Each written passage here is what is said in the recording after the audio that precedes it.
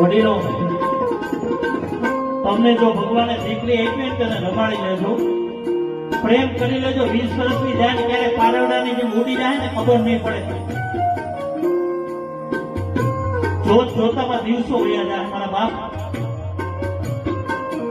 અને બિચારી જયારે વરાવાના ટાણા થઈ ગયા હોય ને ત્યારે બાપનો કાળજાનો કટકો આ બધા મહેમાન ગેટ સુધી મૂકવા જાય તો દીકરીનો બાપ ન જાય.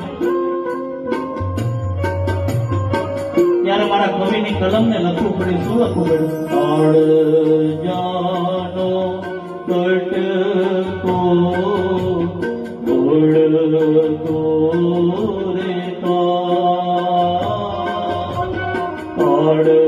કાળજાનો કટકો ઓળખો રે